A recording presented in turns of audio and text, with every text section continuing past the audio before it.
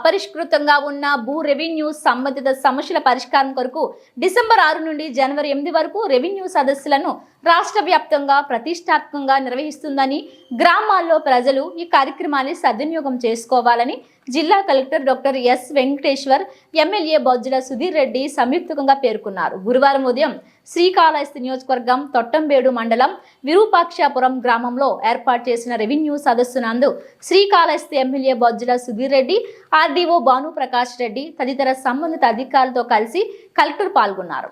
ఈ సందర్భంగా కలెక్టర్ మాట్లాడుతూ జిల్లాలోని అన్ని రెవెన్యూ గ్రామాల్లో ఈ నెల 6వ తేదీ నుంచి వచ్చే నెల జనవరి 8వ తేదీ వరకు 33 రోజులు రెవెన్యూ సదస్సులు నిర్వహిస్తున్నామని మనం గమనిస్తే ముఖ్యమంత్రి, మంత్రులు పీజీఆర్ఎస్ నిర్వహణలో అలాగే కలెక్టర్ నిర్వహించే పీజీఆర్ఎస్ ఫిర్యాదులు అన్నిటినీ పరిశీలిస్తే సుమారు 70% రెవెన్యూ సమస్యలు ఉన్నాయని, ముఖ్యమంత్రి వాటి పరిష్కారం కోసం రెవెన్యూ సదస్సులకు శ్రీకారం చుట్టారని, సక్రమంగా నిర్వహించి సమస్యల పరిష్కారానికి చర్యలు తీసుకోవాలని అధికారులకు సూచించారు.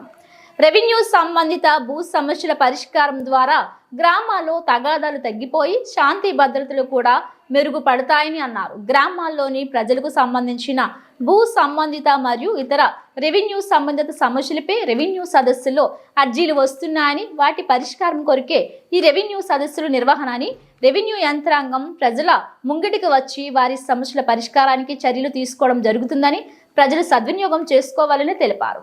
ఈ సమావేశంలో తహసీల్దార్ మధుసూదన్ రావు, ఎంపీడీఓ సురేంద్రనాథ్ తదితర అధికారులు, ప్రజాప్రతినిధులు పాల్గొన్నారు. పైగా ఈరోజు మీరు ఎటువంటి ఎంఆర్ఓతో పని పెట్టుకున్నా ఈరోజు మీకు ఉచితంగా ఉంటుంది. అంటే సర్టిఫికెట్లు కావచ్చు, దాని తర్వాత బ్యూటేషన్లు కావచ్చు, పేరు మార్పిడి కావచ్చు, పాస్బుక్లు కావచ్చు, ఇవన్నీ ఏమున్నా సరే ఈరోజు ఉచితంగా చేస్తారు. దానికి క్యూ కట్టండి. 1 by 1 వస్తే మీ సమస్య అన్నీ కూడా తీర్చి సార్ వారికి మరి విన్నపించుకొని చెప్పి ఇక్కడికి చేస్తారు. ఆయన కూడా యంగ్ అండ్ డైనమిక్ కలెక్టర్. ఇద్దరు గౌరవ ఎమ్మెల్యే గారు నేను కలిసి వస్తే వీలైనంత వరకు సమస్యలు ఇక్కడ పరిష్కారం చేయగలని ఇక్కడే చేస్తాం. లేదంటే ఒక టైం పద్ధతి పెట్టుకొని టైం బౌండెడ్గా ఏదైతే ఎమ్మెల్యే గారు చెప్పారో ఆ టైంలో అన్ని సమస్యలన్నీ కూడా పరిష్కారం చేయొచ్చు అనే ఉద్దేశంతో ఇక్కడ అది కాకుండా అనవసరంగా ఒక మంచి వాతావరణం దాన్ని బాగా నెగిటివ్గా చిత్రీకరిస్తున్నారు. అంటే ఇబ్బందులు అయితే ఉన్నాయి కాదన్నో, దానికోసం పరిష్కారం చేస్తే బాగుంటుంది, గ్రామ ప్రజలు కూడా చాలా ఆనందంగా ఉంటారు అనే ఉద్దేశంతో ఇక్కడ రావడం జరిగింది. రెండోది, ఈ రెవెన్యూ సదస్సులు అసలు ఎందుకు మొదలు పెట్టారు గౌరవ ముఖ్యమంత్రి గారు అనేది కూడా చాలా వివరంగా చెప్పారు ఎమ్మెల్యే గారు. నా నుంచి ఏమంటే ప్రభుత్వం ఏర్పడిన తర్వాత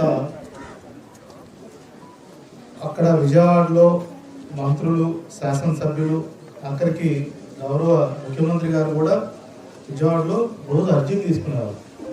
స్టార్టింగ్ నుంచి ఇప్పుడు తీసుకుంటున్నారు, ఈ రోజుకు తీసుకుంటున్నారు.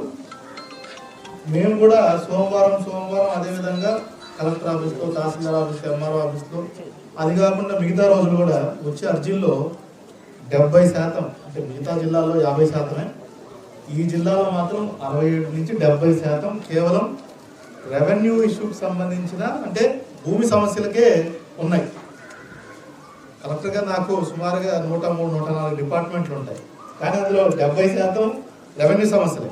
కానీ గౌరవ ముఖ్యమంత్రి గారు ఏమంటే ఈ భూమి సమస్యలు ఎట్లాగన్నా పరిష్కారం పెద్ద ఎత్తున చేయాలి, ఒక సదస్సులాగా పెట్టుకొని మొత్తం అధికార యంత్రాంగం అంతా ఊర్లలోకి వెళ్ళి, అదేవిధంగా అందరూ ప్రజాప్రతినిధులతో కలిసి అధికార యంత్రాంగం అంతా ఊర్లలోకి వెళ్ళి ప్రజల దగ్గరికి వెళ్ళి ఏమున్నాయి సమస్యలు అనేది అక్కడే మొత్తం సిస్టమ్ అంతా పెట్టి తీసుకొని ప్రతి సమస్యను ఒక 45 రోజుల్లో సీఎం గారు ఏ ఆలోచన చేశారంటే కేవలం వాటిలోనే కాదు, ఎంతటి పెద్ద ఏదైనా రాష్ట్రం దాటి జిల్లా దాటి పంపించడానికి లేదు.